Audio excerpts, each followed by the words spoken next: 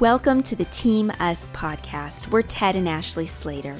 As couples, we all want to win in marriage, right? And we don't mean in a who's right or who's wrong sort of way, but together as a united team.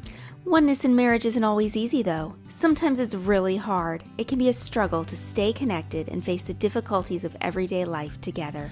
If we're not intentional, it's easy for the us, the you and me, to quickly become you versus me. Well, this podcast is all about marriage as a team and how to live the everyday moments of your marriage together. We'll share honestly and humorously with you about the betters and the worsts of our marriage. You'll hear how grace, commitment, cooperation, and lots of laughter have helped us stay united. Plus, in every episode, you'll also get some practical tips and tools to apply to your marriage. We want to see your Team Us win. We're cheering you on, so let's get started.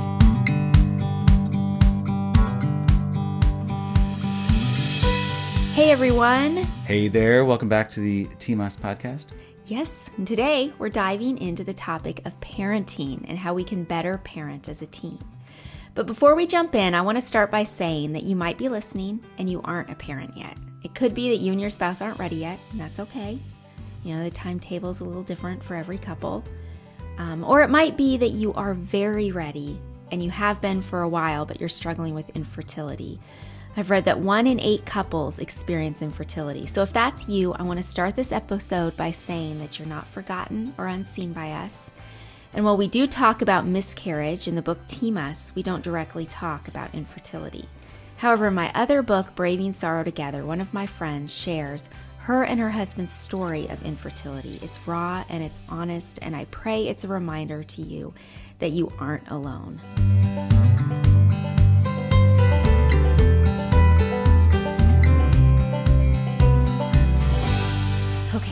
So, let's talk about parenting as a team. Ted, I think we both agree that parenting has been one of our most challenging team efforts yet.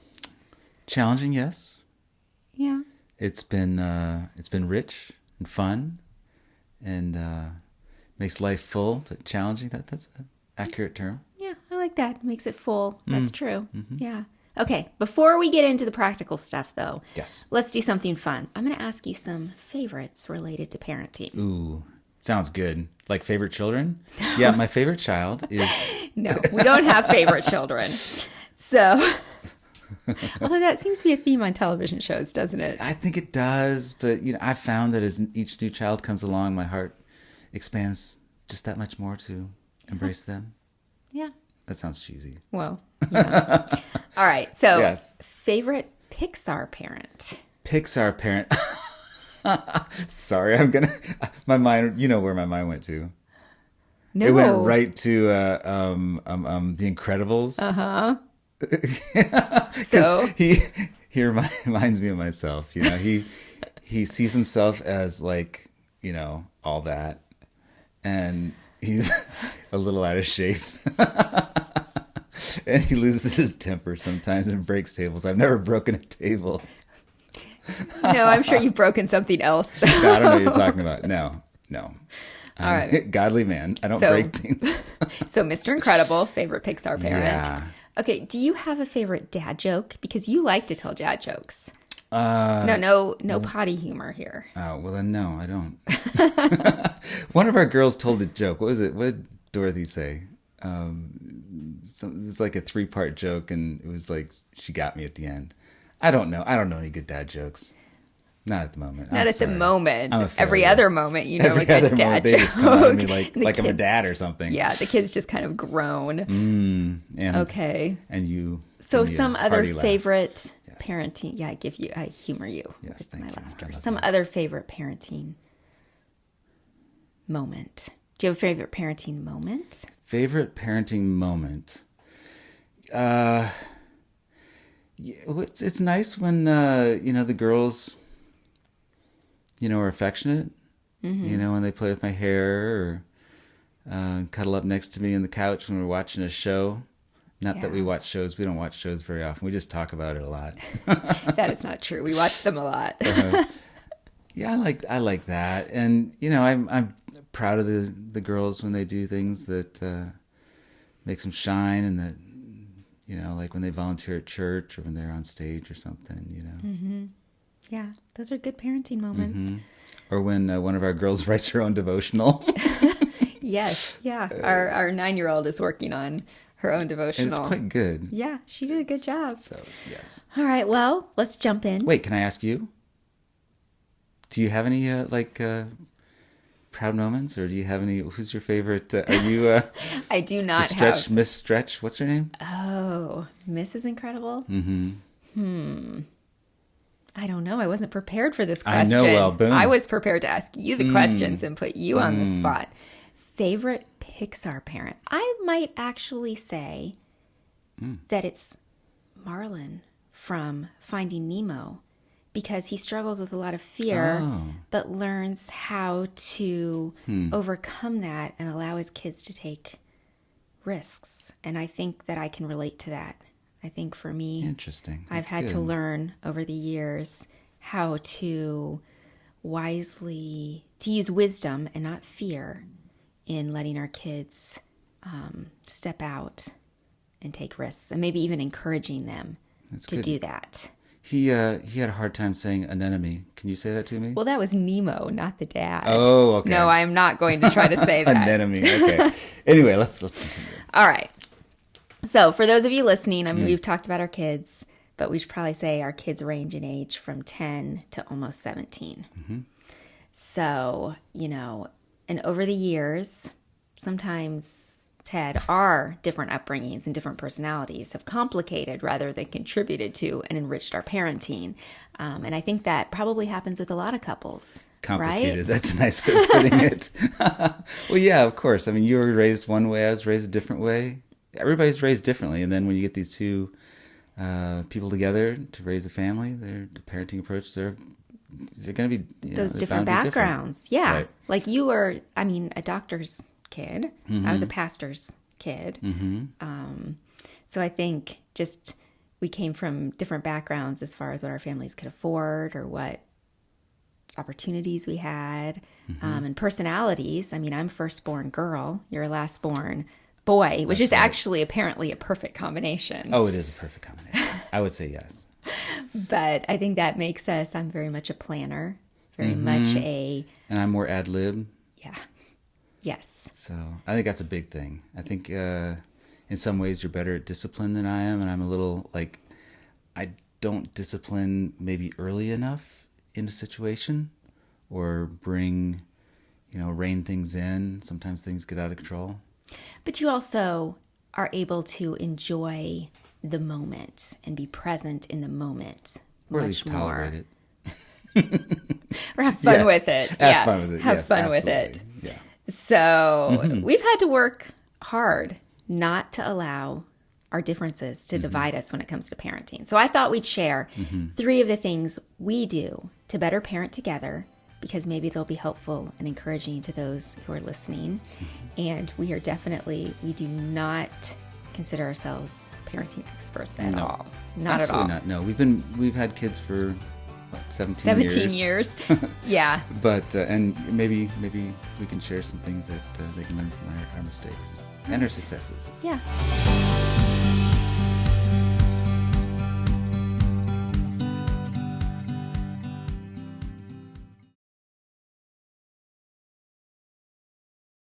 Okay, so the first thing we do is we try to appreciate each other's perspectives. So in the last episode, as we were talking about grief, we talked about how we have different vantage points or perspectives when we grieve, and I think that when we parent, it's also important to keep this in mind, that we're coming at it from different perspectives.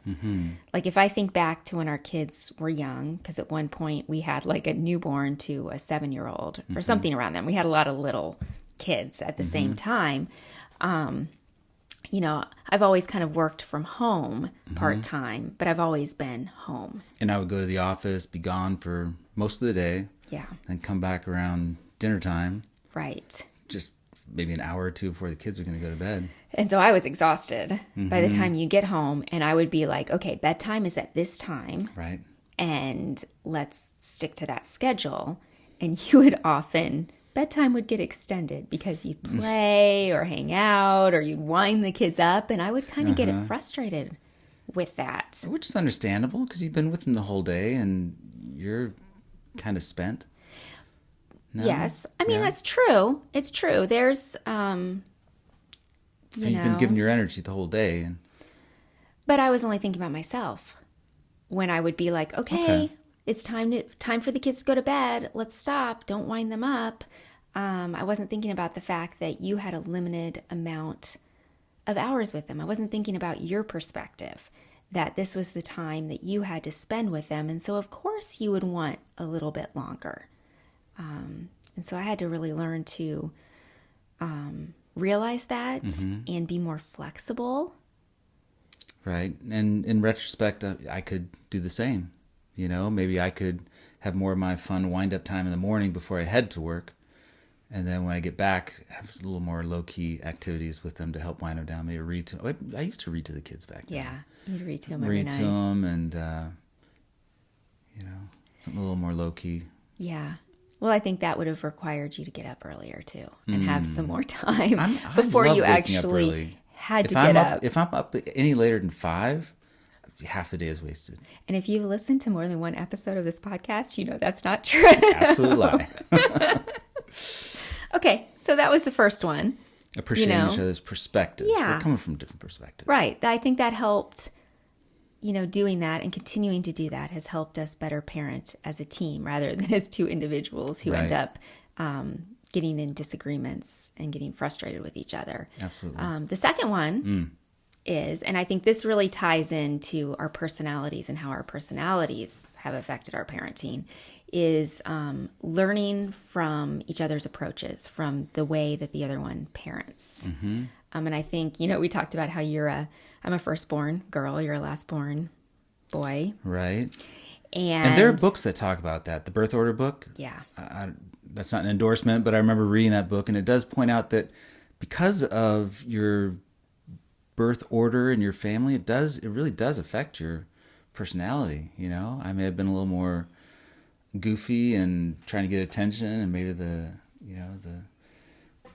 got away with more as a kid, and you had to be more responsible because you had younger sisters that you had to care for. Mm-hmm. This is true. Mm-hmm. Well, I mean, when it comes to our approaches then, like I'm a planner, so I think ahead. I'm always thinking ahead. And so I like to keep the kids' expectations low, meaning, we'll be at a store and they'll be like, oh, look at that. It's so cool. And I'll be like, ooh, that's expensive. We're not going to be able to buy that. That's the first thing I say. But what's the first thing you say, Well, the Ted? first thing, I see that as a big old stop sign. And nobody likes to be smacked in the face with the stop sign. So I'm more of let's redirect this a little bit, affirm their excitement, but also communicate to them that, purchasing it is not going to be an option. So you might say, no, it's outside of our price range. I might say, oh, let's go take a look. That's cool.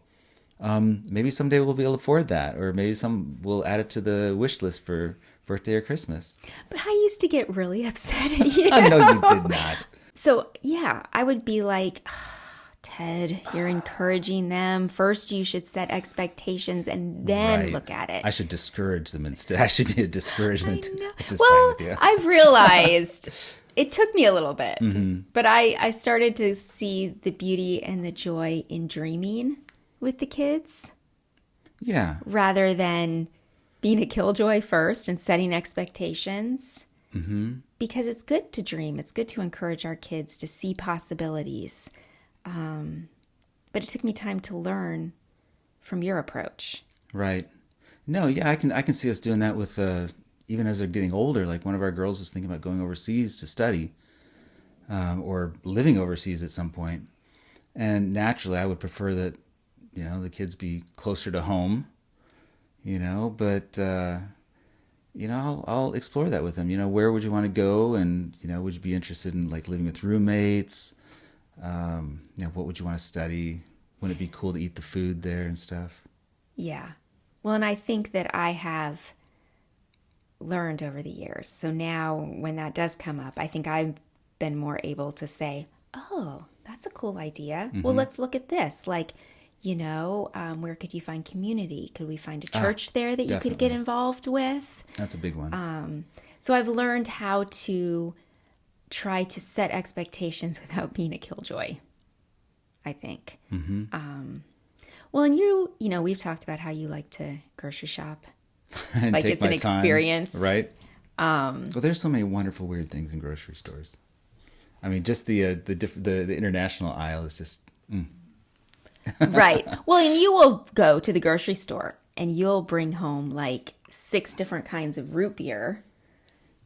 Yes, have done that. Because you want to do a taste test with them. And it used to be, I would be like, should we really be spending that much money on all these different root beer? And now I'm like, okay, that's cool. Let's do it. But I've had to learn. I figure we'll go through it all before the expiration dates. Right. Well, and maybe that comes from you also coming from your dad was a doctor. There was probably more flexible income. Whereas I grew up a pastor's kid, you know, hospice chaplain's kid. Sure. And so we didn't have quite as much. I mean, my parents have always been extremely generous. Oh, yeah, They're I know that for very, certain. very generous. But we just didn't have as much flexibility with our budget as you did. And so I've had to, it's another place I've had to learn from you. And your approach, your more fun, maybe approach. I mean, my parents were very fun, but you know what I'm saying. I know exactly what you're saying. When you say fun, you might mean more spontaneous as opposed to more structured or more planned or whatnot. Right. But you need both. Yeah. You know, if everything was following my pattern, I don't know that we wouldn't be doing a podcast for certain. We'd be laughing about people doing podcasts. But see, there's this balance as we both have different personalities and different upbringings, and we take the time to learn from each other's approach. We balance each other out. Absolutely. And I think that those listening can do the same, unless, you know, you both come from very similar backgrounds and have very similar personalities. I wonder if that would be harder. I don't know. That's an interesting, I hadn't really thought deeply about that and how that affects parenting. I would think it would be easy if you already agree on a lot of things. I guess. Yeah. I can So, see that. All right. So the Do we have a third, third? we have a third We one. have a third. We support the other as best we can. That's a good one. I support you with that third point. I'm glad you do. And what I mean by that is that we support what the other, like if the other has said, well, this is how we're going to do it, we don't openly contradict each other in front of the kids. And we also try, like for me, I try to speak well of you in front of the kids, even if I might disagree or I might not understand where you're coming from. It's something that we try to do privately. What's an example of that? Well, maybe you tell, well, I can think of examples where the kids may ask, hey, can we play this video game? And you have already told them yes. And I'm thinking, ooh, It's not a good time. it's not a good time or not a good idea. I will normally say to the kids, okay, well, if Papa said it's okay, then it's okay. But I might later tell you my thoughts on it, which means that next time you're more prone to talk to me first. And then we Right. talk about the pros and cons before we give the kids a decision. Gotcha. So later on, you might say, hey, Ted, remember when you said it was fine for the girls to go play their video games? Well, that was like 45 minutes before dance. And I really needed them to get ready for dance, get their costumes, their hair, and just preparation for that. So Right. Or maybe we know that we're going to be going someplace and interacting with people, and sometimes playing games That's does not true. help We facilitate have found them that. being Social. as social.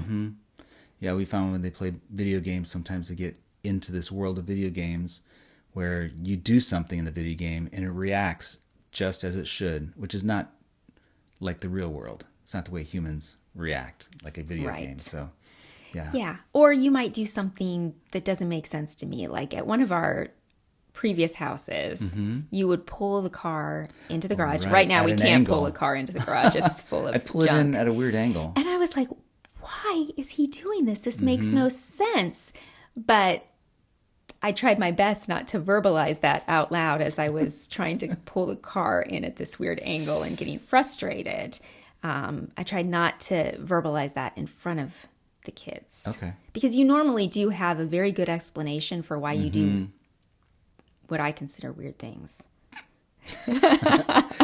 And I did have a good explanation at the time, right? Right. We just can't I remember can't what it remember. was. I can't remember now. It sounds really goofy. It might be in the book because I'm pretty sure I tell that story in the book. Maybe so you could open up the door better, or Yeah, I don't know. I You have had no a good idea. reason. I did. Because once I no longer have a good explanation. No, but you don't need it because we're living in a different house where we Can't fit the car into the garage. And the garage, yeah.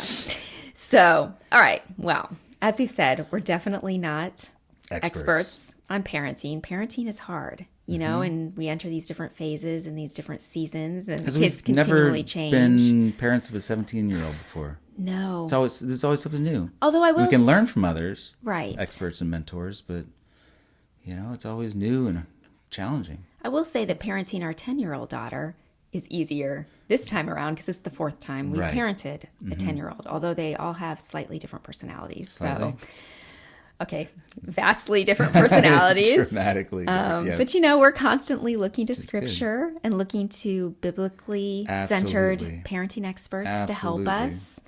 But we've learned a few things, as we said, along the way. And so those are some of the things that we've shared today. And we hope that that is encouraging. So what did we talk about? We talked about 3 ways you can better parent as a team. Can try to see things from the other's perspective. Try to appreciate each other's approaches and learn from each other. And try to support each other as best we can. Right. Yeah. So do we have an S-Time challenge this time? We certainly do. This time... It is not related to television or movies. I know that that's what you want to say. Although I guess it would... Rewatch The Princess Bride. No. Just kidding. Well, okay, as parents, yes, we don't want to tear each other down with our words or our actions in front of our kids, right? I mean, we don't want to do that privately either. Yeah, just wait until they're in bed, then tear each other down. That is not what I meant, That's what although I heard. that's what it sounded like. So what do you mean? We want to speak words of life. Of course. Not only in front of our children about each other, but to each other as we're parenting. We want to build each other up and say, hey, I noticed that you did that today, and that was really cool. I appreciated how you did that with the kids, and I actually want to learn from that. That makes me think of what Chapman's book, 5 Love Languages. Yeah. Was it the love cup or the love tank? Your love tank. Yeah. So yeah, parenting can be draining. Yeah. Give all day long. So yeah, it's good thing is to build each other up, build their love tank. Yeah. So that's the challenge: is build up your spouses specifically in terms of their parenting. Yeah. And I mean, if you do need to offer some constructive criticism, make a sandwich. Right? Communication sandwich. But maybe whatever episode we talked about that in. But this challenge is specifically for seeing what they are doing right and acknowledging it and encouraging your spouse in that. It's very good. Let's do it. Okay, good. Well, we hope this was encouraging and helpful to you. And remember, we're cheering on your Team Us.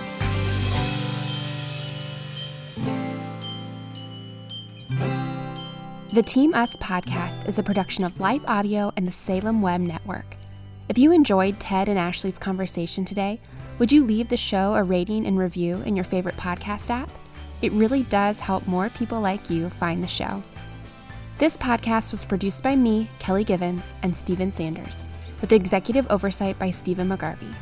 To find more faith-filled, encouraging podcasts like this one, just head over to lifeaudio.com.